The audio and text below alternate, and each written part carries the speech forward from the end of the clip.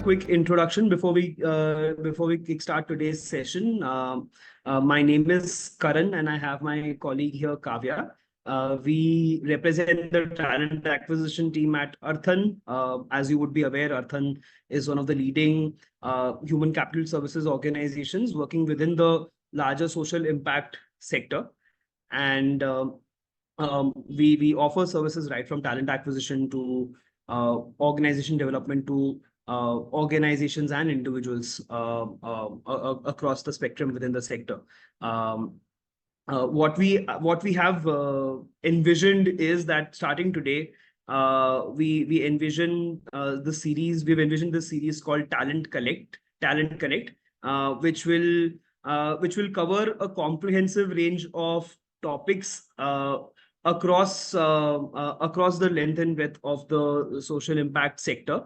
We will try to cover various themes, whether it is sectoral guidance if you require, or if there are particular areas with regards to your if you require any support with regards to your job search, or if someone is making a transition to the impact sector, we've got you covered. And that is what we have started with this Talent Connect. So the first Talent Connect session talks about careers in the education sector. But yeah, before we talk more about careers in the education sector, I would introduce myself and my colleague here, Kavya. Kavya, why don't you go ahead and introduce yourself first, and I'll introduce myself after. Yeah. Thank you so much, Karan. And thank you so much to everyone for joining on this first session that we have. We are also really excited to kickstart this series and try to bring in more innovative solutions in order to cater to everyone. Just a quick introduction about myself. I'm Kavya Ailawadi. I've been working with Arthan for the last 3 years. I come from a through and through social sector wherein I've studied sociology, done social work. I've also done fundraising for almost 2 years. At Arthan, I've been majorly looking at managing a team, at the same time looking at leadership roles, wherein I'm catering to majorly education sector roles. And that's why I thought that this is the right platform for me to promote or to even put together all the education sector hirings that we do. I think from the time that I've started my journey at Arthan, education organizations has been one of the major portfolio in terms of hiring or in terms of thematic area that I have managed. Until date, it remains one of the biggest sector that Arthan also largely caters to. So while we use this platform, I'm happy to connect with all of you to share more opportunities in the education sector. Over to Karan to brief about his profile as well. Sure. No, thank you, Kavya. And Kavya is one of our long-standing employees who has technically seen it through seen through it all at Arthan, and how Arthan has also progressed through the journey within the social impact sector. Just to give a brief about myself, I'm Karan, and I come with close to a decade of experience within a combination of the pharmaceutical sector and the social impact sector. I started my career with ABC Consultants, where I learned the trade in talent acquisition. I served the pharmaceutical sector while I was at ABC Consultants, had a brief entrepreneurial stint post my tenure at ABC. After that entrepreneurial journey, I moved into the impact sector with Dasra, where I was leading the HR function for about 3.5 years.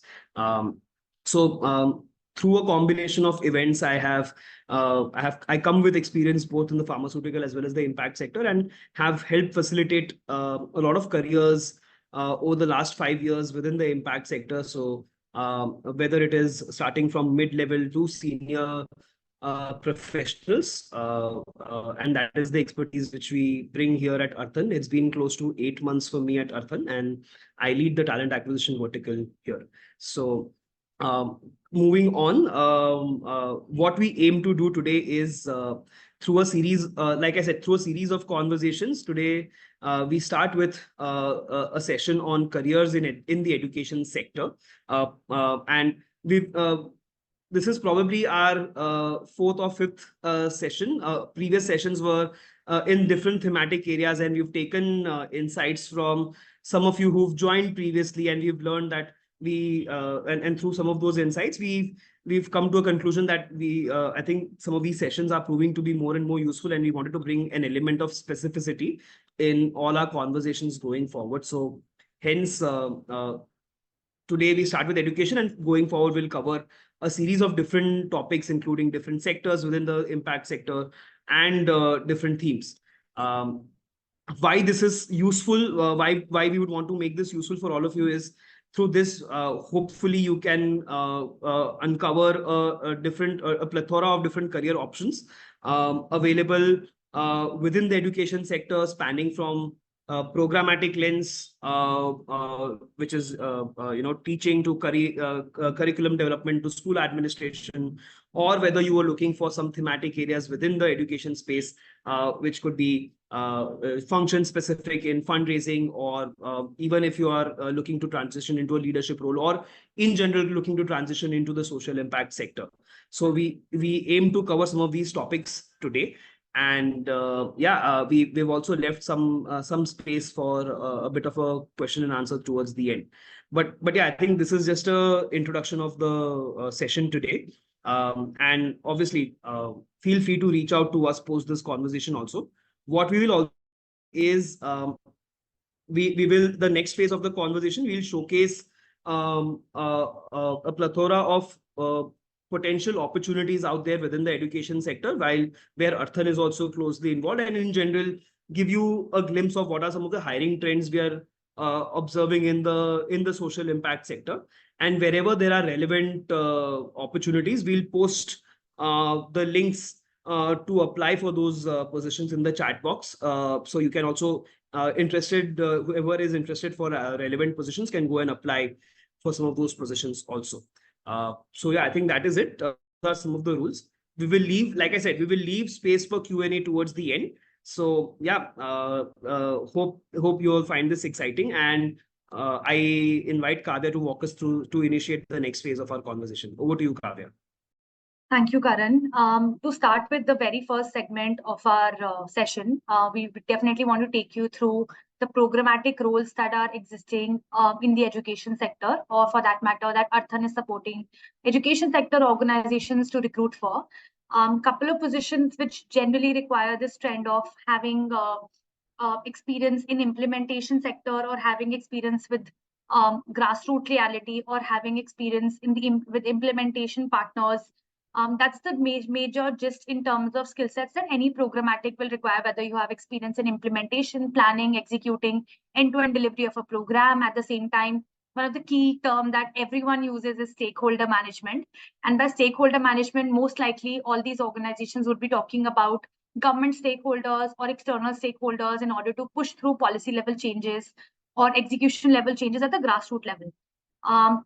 One such role that I want to talk about is program manager capacity building. We are hiring for this role in Mumbai, wherein they particularly require people who come with experience in building capacities for people who are working within the organization, facilitating workshops, sessions for their teams, implementing and implementation of their partners, government officials, in order to build their more internal capacity, in order to spearhead their program in a more knowledge-centric or in a more better skill set environment. This role would specifically require people, or requires skill set with people coming from research background, people already coming from building capacities, who already have trained people, even people who have built scalability, built programs, have created session plans for their teams, or for any programmatic requirements. Those kind of skill sets will definitely fit for this kind of a role. Second position that we are hiring for is a policy manager. This role specifically, we are hiring for one of the main thematic areas, for one of the main think tanks that is working in Delhi. They majorly work with a couple of organizations to build their research, develop relationships with government. They work with civil society, academic stakeholders. They also work with in catalyzing scale-up programs, replication of effective projects. They majorly cater to your research development organization kind of work. They require majorly people, as a policy manager, they basically require people who come with skill sets in implementation organization, across, as I said, all these programmatic roles, basic core requirement comes to implementation organization or having experience in implementation. It does not matter at times whether you have education experience or not, but how you are able to map your transferable skill sets or how much knowledge you are able to build of education sector or the trends that are available in the education sector, going through the portfolio or the kind of work these organizations do in education. This is what helps you probably crack implementation side of work. Another requirement that they basically as a core need is somebody who's really good with evaluation, because as this think tank majorly deals with evaluations, research, monitoring and evaluation work, they need somebody who comes with programmatic lens, who can work with government stakeholders to push policy level changes, but also has the capability to evaluate how the programs are going, how the implementation is going, and make those evaluation metrics as well in place. Another role that we are hiring for, this is for a typical non-profit organization, but it is one of the largest education organization that is existing.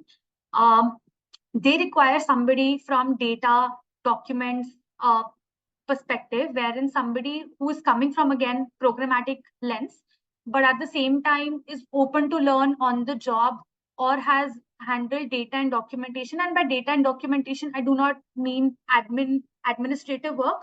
I mean more in terms of as a consent manager, more in terms of maintaining confidentiality, looking at data protection act that they have it in place, plus at the same time overall seeing how data storage protection within the organization can be looked at. It by core, it won't require your programmatic lens, but the reason why they also need programmatic lens is so that you're able to get hold of how education system in generally works in order to prevent or to secure this data in place. Fourth role that we are hiring for is generally an entry-level role. While we understand a lot of people who join our sessions are also freshers who want to understand how to enter into impact sector. One of the roles that we have also want to share with everyone is an associate level role, which is again for an NPO in education sector. For any entry level role, even though they require somebody from the education sector, but more so for associate level roles, they need people who are ready to learn on the job. They want people who come with thorough understanding of what the sector entails and why they are passionate to join the education sector, or for that matter, any thematic area, or for that matter, any implementation organization. So one of the core requirement that is generally out there for associate level programmatic requirements in the education sector requires somebody who has capability to maintain or can create comprehensive reports, somebody who's really good with communication, has ability to partner with different team leads or partner with different verticals within the organization to gather appropriate resources or to put together appropriate resources in place in order to work with their team manager to implement this program. This would be more learning on the job kind of a role, but they would definitely want somebody who is passionate about education sector and is very clear why they want to create change and what kind of work they want to proceed with as they begin their career. Last role that I want to share with everyone is more in a tier 2 city, which is Bhopal and Panchkula. We have been hiring for this organization for, I think, quite 5-6 months, and we have already hired for multiple roles. They generally require people who come with problem solving skill sets. They're hiring for a program manager in Bhopal and in Panchkula. While most of us are constantly looking for opportunities in tier 1 cities or in metropolitan cities, there are one thing that I've seen in education sector across all the organizations that we are hiring for is they're expanding their work in smaller districts. When it comes to scaling up work, most of these organizations prefer to start from the scratch. As much as the need is also there in metropolitan cities, the major need comes up to build and scale tier 2 or tier 3 cities, and that's why they are implementing most of these programs.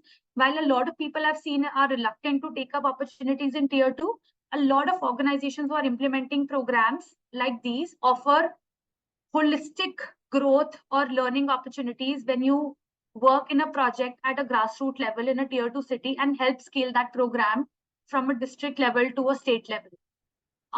So this is that kind of a role wherein they require somebody who come from not particularly from education sector. They just want somebody who comes with data analytics skill set, somebody who comes with evaluation metrics in place, who's open to go on the field, travel on the job, at the same time work with government stakeholders, because having or being on ground working in these two-tier cities would also require you constantly being in touch with district level coordinators, government officials, education officials, people from SCRT and CRT. So all these programmatic roles, while not maybe just for associate roles, but for other roles, it would require someone who's coming from experience in government stakeholders. And by government stakeholders, it would also mean working with educational officials, NCRT, SCRT, Ministry of Education, somebody who already knows how to bring policy level changes or push the government or the grassroots level to problem solve. These are the 5 roles, major roles that we are hiring for in programmatic space. Over to Karan to take us through the next segment of hiring requirements. Yeah.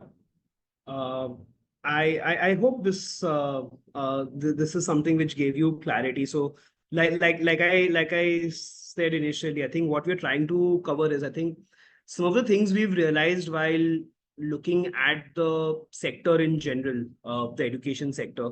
We've realized from a trends perspective, hiring trends perspective, is a lot of organizations are either looking to hire for very programmatic specific roles, like how Kavya walked us through the different roles in the programmatic roles, or then there are some general roles, like, it could be a fundraising role, or a communications specific role, or it could be then the last category would be leadership positions. But the idea is that we like to believe that there is an expertise which we also have within the education sector. Out of the number of placements we made in the last financial year, over 40% of roles were closed within the education sector only. So I think education sector remains one of the highest generating employers within the larger social impact sector, and I think that trend will continue. Now, whether and it is for individuals here to determine what are some of those core skill sets and what they want to achieve. Because the larger education sector has some traditional organizations also, which are very outcome driven, to very new age organizations which are also coming, which are more technology driven organizations also. So the plethora remains wide. And like I said, one of the evergreen roles, whether it is the education sector or in general the larger impact sector, is fundraising. Fundraising remains absolutely critical for the impact sector. And typically you would either find fundraising roles, whether it is a corporate fundraising role or a retail fundraising role. We are seeing a combination of both. The demand, there is definitely demand for both retail as well as corporate fundraising position. And typically what we, in any fundraising role, what some of these organizations look for, whether you are someone who's from the impact sector or willing to make a transition to the social impact sector from a for-profit setup, is again, great relationship management. That becomes the cornerstone of any fundraising role. Relationship management, networking, because still, like, no matter as much we grow in the impact sector, a lot of things will continue to move via relationships and networking. A lot of proposals are passed through the legacy relationships or through knowledge of who's sitting where, or what is the relationship, what was the existing relationship. So a lot of importance on relationship management, networking.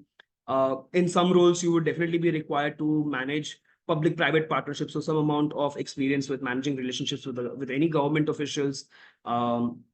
Another key aspect which is very much required in any fundraising role is having very solid communication. So communication, whether it is written, verbal, oral, verbal or oral, any communication, because you are anyways expected to create a lot of proposals, and communicate the funding strategy, create communication strategies. So communication and communication remains very important in any fundraising role. And having and equipping with yourself with that information about the overall landscape. For example, if you're working in any corporate fundraising role, or if you're working with a leading education nonprofit, understanding who are your key HNIs or donors or CSR foundations or other funding sources is very important.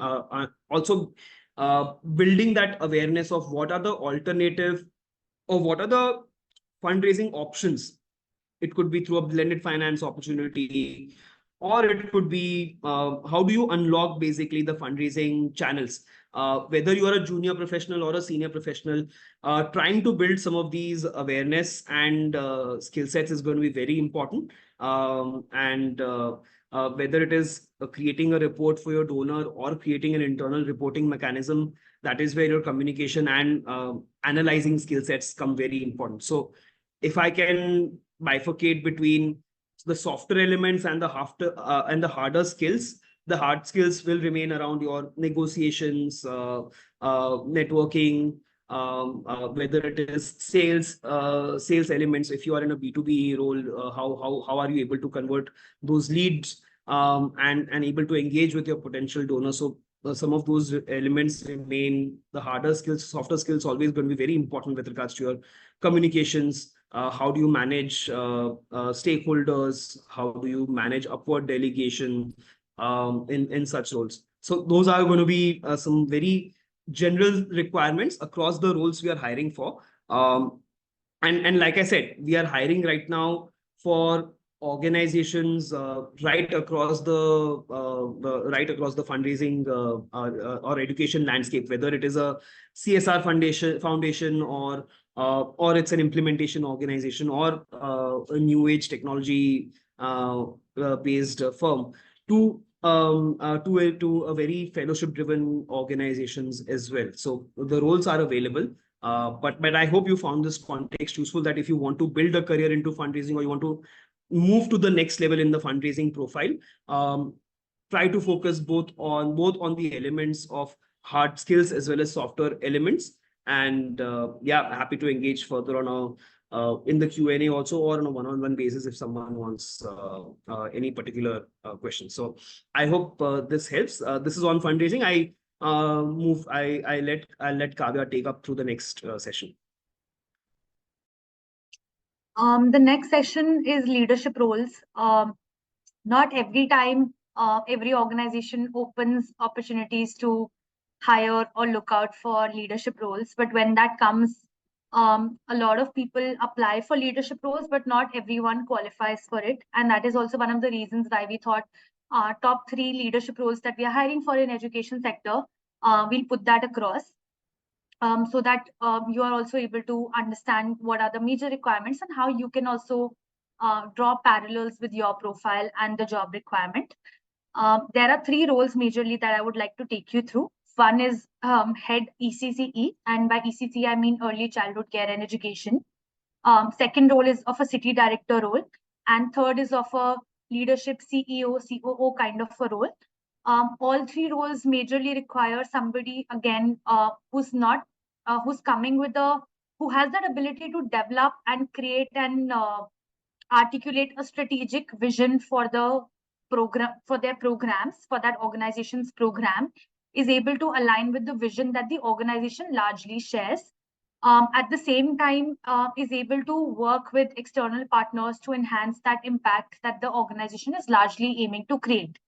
Couple of skill sets that they also look for is how knowledge, mindset, transferable or transformational progress of children is kept in mind in all these opportunities, how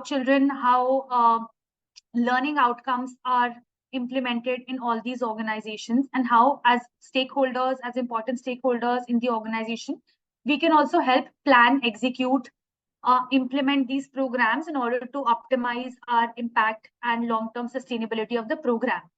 Another key requirement that they require is somebody who's already worked in a leadership role. I think that is one of the major scenarios that happen, wherein a lot of these organizations need people who already have worked in a capability or worked in a setting wherein they have built verticals or programs from scratch and have built scalability there.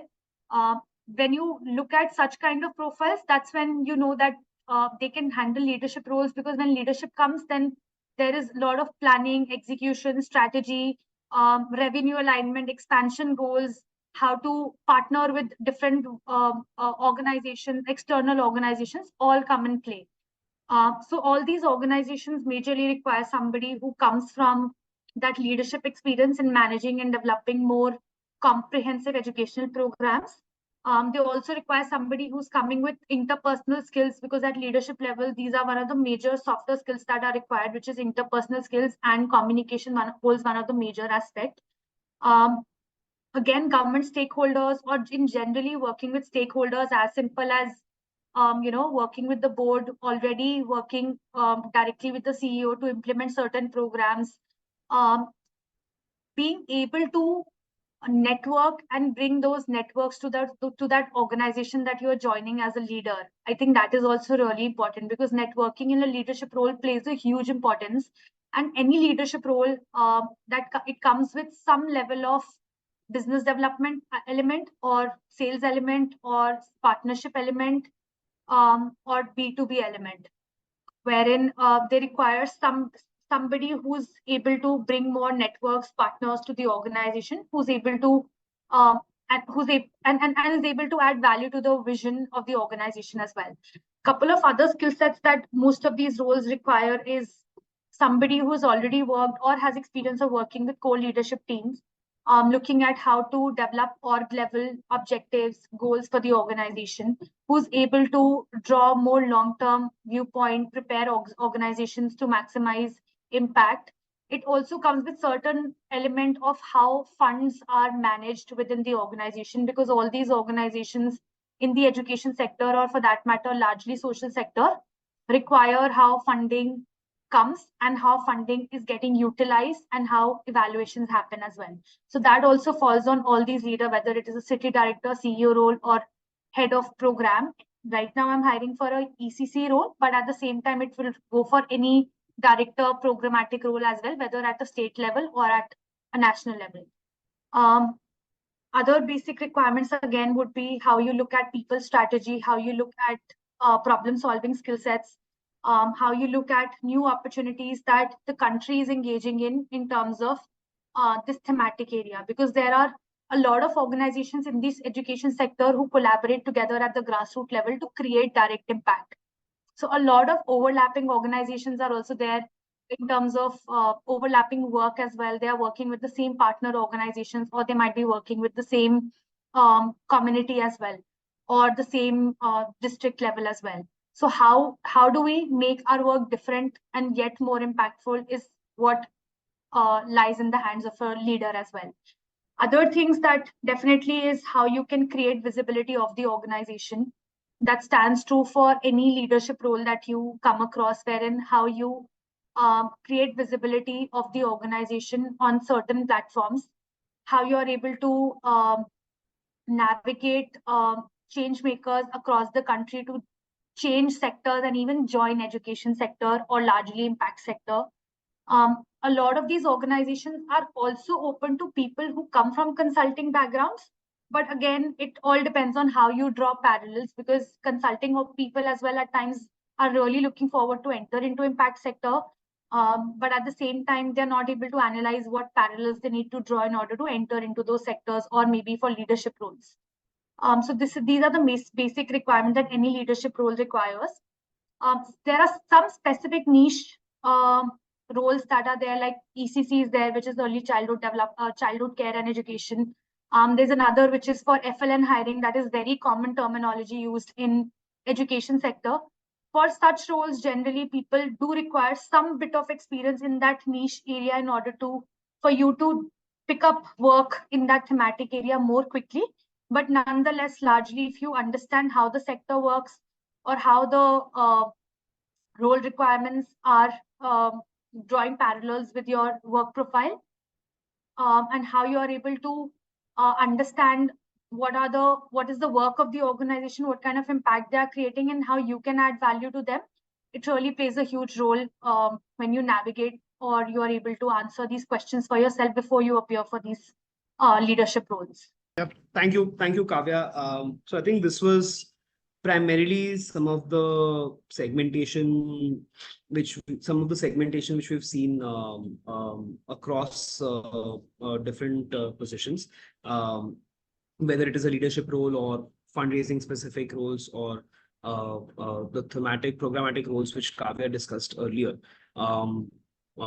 Another thing which I think aligned what we wanted to discuss was to give you all a snapshot of what the hiring landscape looks like and what kind of skill sets in general organizations look for. I think some of you have asked us in the questions in the form also that how what are some skill sets which will be required to move to the sector if you're transitioning into the sector, or what is the hiring landscape looking like.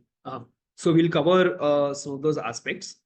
And before we go into that, also, I also wanted to give you all an insight that a lot of organizations are also now another trend. One of the early trends which we are seeing is, and I'll let Kavya take over, but one of the early trends which we are also seeing is a lot of organizations are encouraging, and in some cases even making it mandatory to hire diversity or to hire diversity candidates.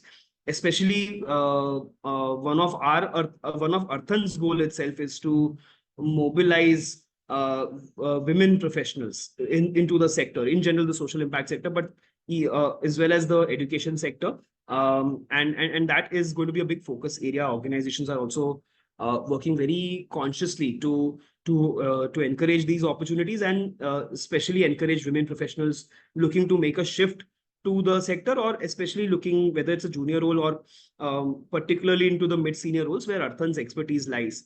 So especially one of the roles which Kavya discussed, one of the leadership roles which we're hiring for, it is a women-led organization, and the current leadership of the organization has made it mandatory that, hey, we want to hire a woman leader. Because it's a women leadership, it's a women-led organization, and they want to continue and they want to propagate some of those ideals as well. So that is definitely a shift and trend. Both we are seeing that a lot of organizations are very consciously and not just in dialogue, but also want to now make a shift in the needle with their action also, where they want to hire very proactively diversity candidates, especially women working professionals. So I would definitely encourage everyone to look for relevant roles, but more so women working professionals whether they are transitioning back into the sector or moving back to the career or simply want to make career shifts, would encourage you to apply for the roles which we have listed on our website, as well as some of the roles which we have discussed here also. So yeah, over to you, Kavya. Thank you so much. And I think definitely I agree with Karan on this, that one of the major hiring trends, and for that matter, focus of Arthan, is also to ensure that we are creating equal opportunities for women leaders to join the sector. And a lot of organizations are also now open to even create opportunities for women who are coming or joining the workforce after maternity break as well. Like a lot of our partner organizations have also opened gates for that, wherein a lot of people reach out to us saying that they are also finding it difficult to join the workforce, coming back into the sector. Couple of other hiring trends that we are also seeing majorly in education sector, let alone any other sector, is, which I've already mentioned, is scaling up work in tier 2 cities. A lot of organizations, if you actually go and visit their websites as well, you will see a lot of organizations are working.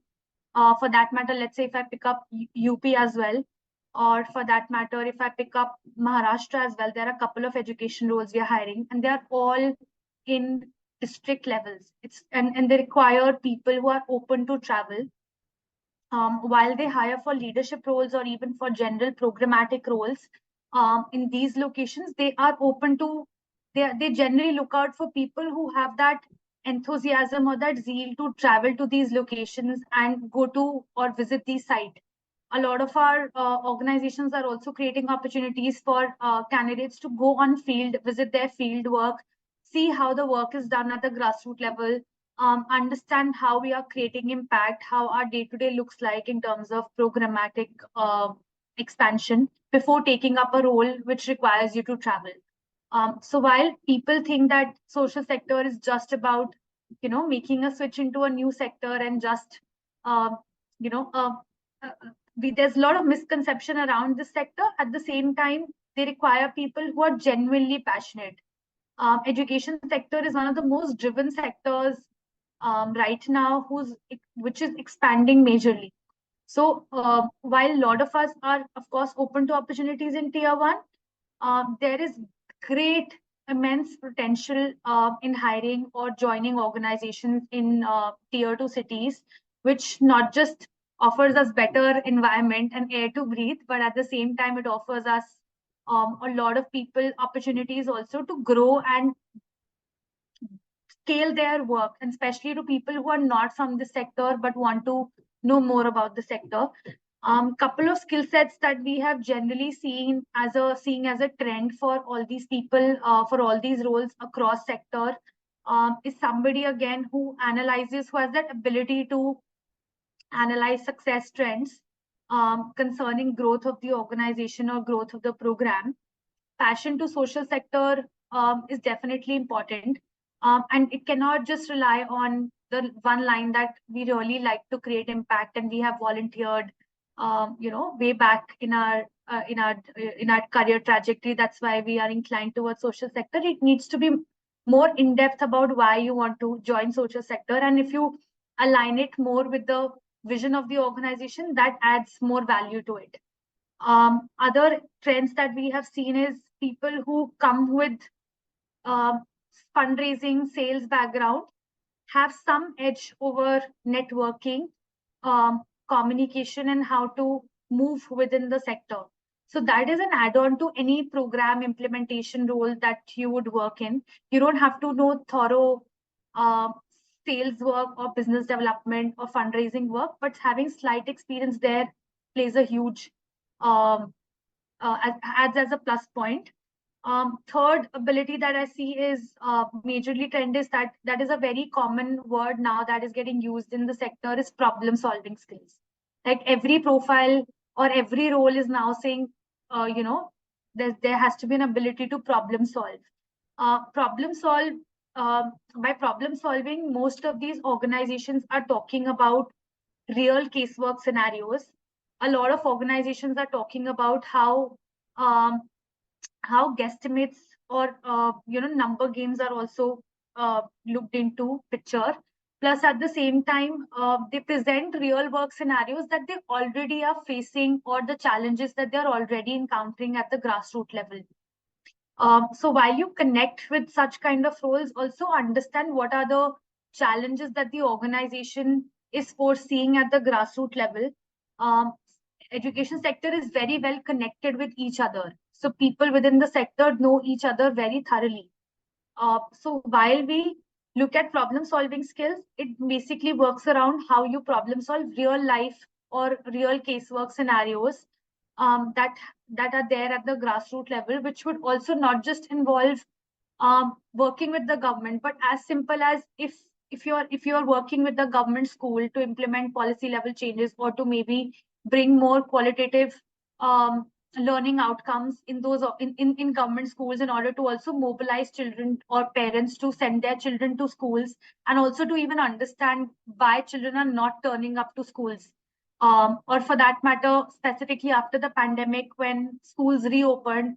I'm sure there is a certain number that already might be existing wherein children wouldn't have turned to school. They would have resorted to not going back to school, or their parents might have got them to work somewhere in order to get more earning as well with the pandemic scenario.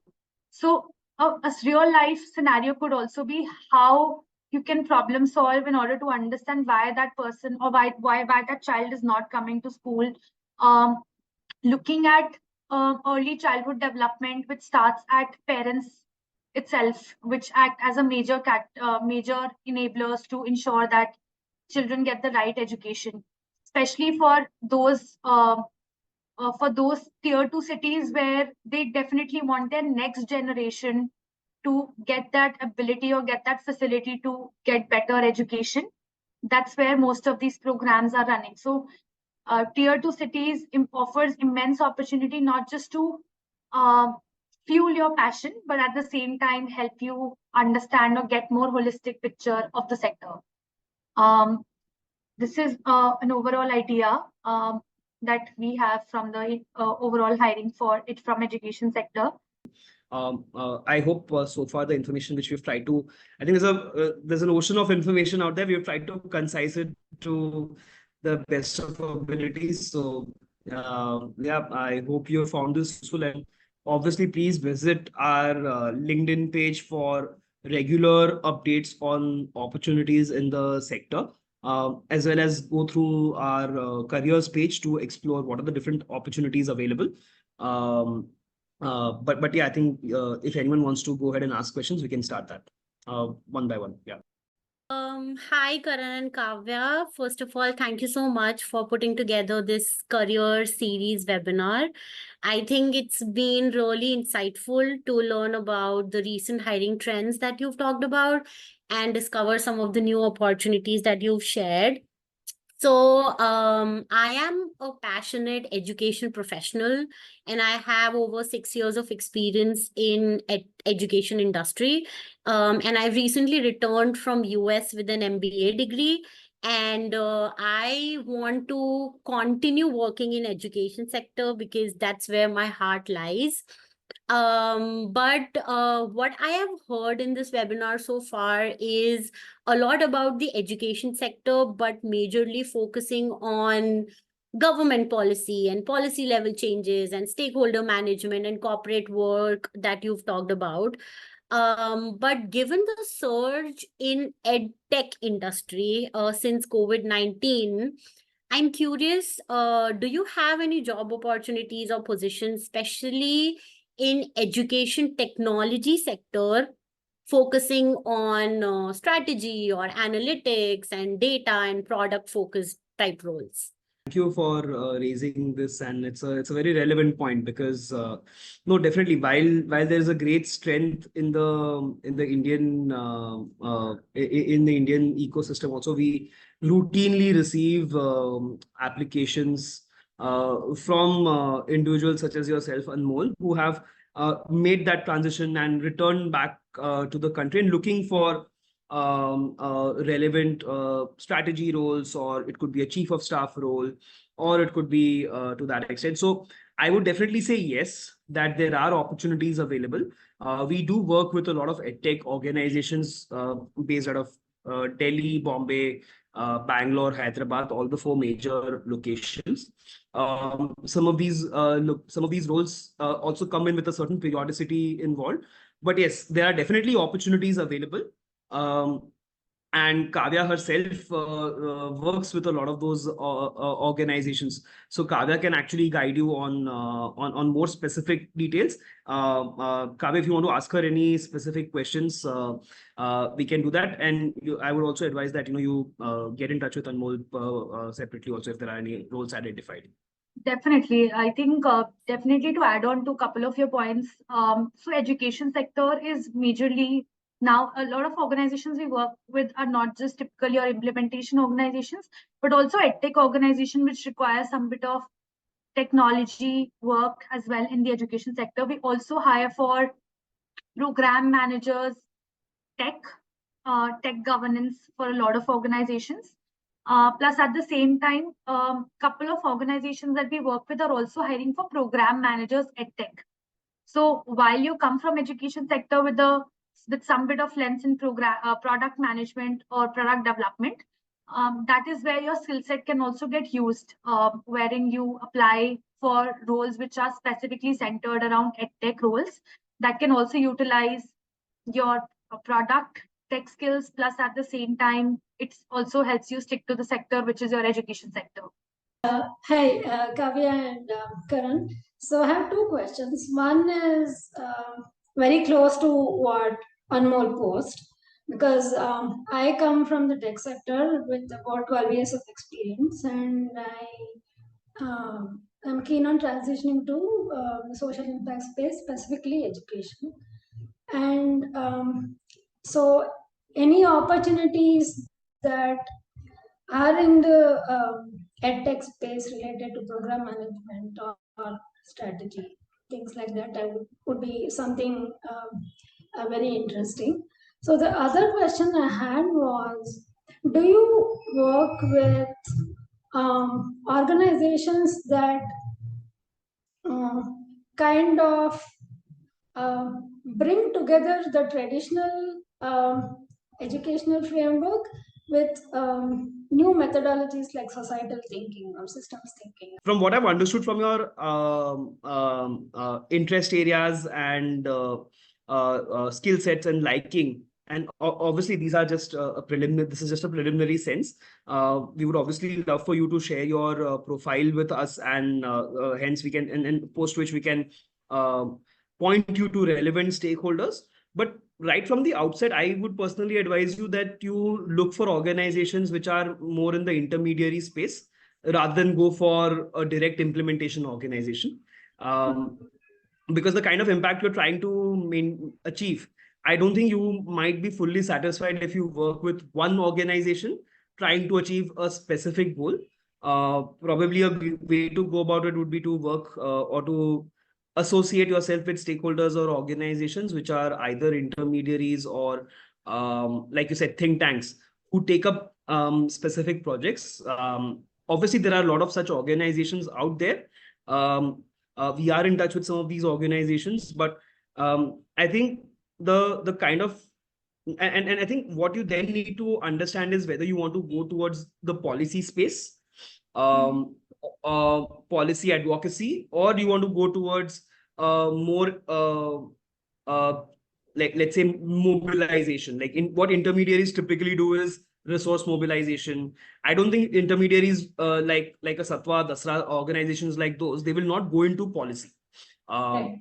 So if you want to go to a policy advocacy, because I heard shades of policy from you. So if you want to go into policy advocacy, I would then recommend you go look at organizations like Chase, for instance, who do a lot of work in public policy. So education definitely would be one of the space. EdTech would be a space there.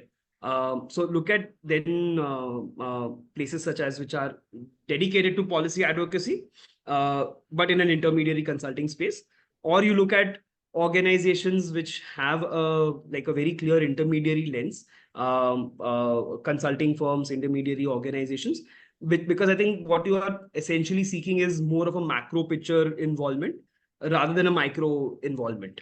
Yeah. So I think that is an initial sense from what we've discussed. Obviously, we would love to connect and see where we can guide you also. But I think that is my honest assessment at now. Kavya, do you want to add something? I think I heard some bits of social entrepreneurship as well. So while I agree with Karan on the kind of roles that you can take up, or starting from intermediary organizations that can help you look at a macro picture and maybe offer creative lens. But at the same time, there are a lot of organizations that are moving away from their traditional approach of how to approach education sector. While I think there are a handful of organizations that we are also working with, they have the very same concepts, similar concepts. I wouldn't say similar concepts or similar terminologies. However, I do feel the organizations that are working in the edtech space are using different channels to, create impact, wherein they're constantly creating different ways on how to reach to a wider audience in order to create that impact. And there are a couple of organizations that are also using art as a medium to art or music, or as a medium to channelize that learning as well. There would be again a handful of organizations that are doing that, but there are organizations that are taking that lens as well, which is generally different from just going to a government school and teaching them and your processes, and then beating the head with policymakers to implement certain systems at the grassroots level.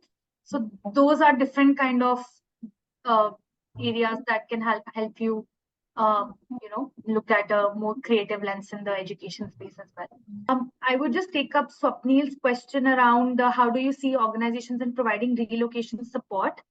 So there are a lot of organizations. In fact, almost all the organizations that we work with provide relocation support.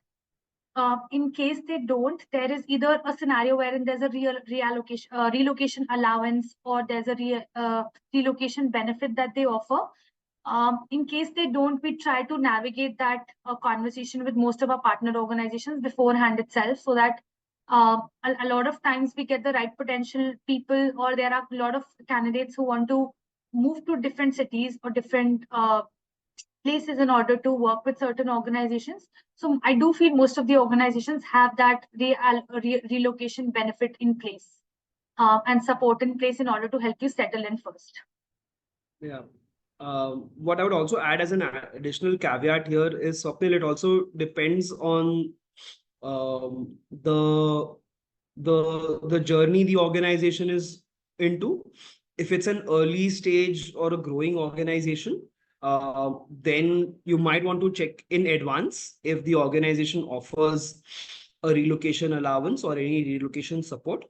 Typically, some of those organizations who are slightly more established or have their administrative expenses and those policies in place will have a relocation policy.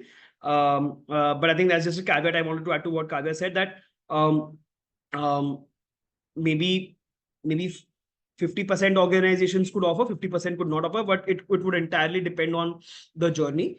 If it's an early stage or a growing organization, I would not expect them to offer relocation. Typically, it applies more for slightly established organizations. They will definitely consider for the right candidate, or they might have a general policy also. So I hope that helps.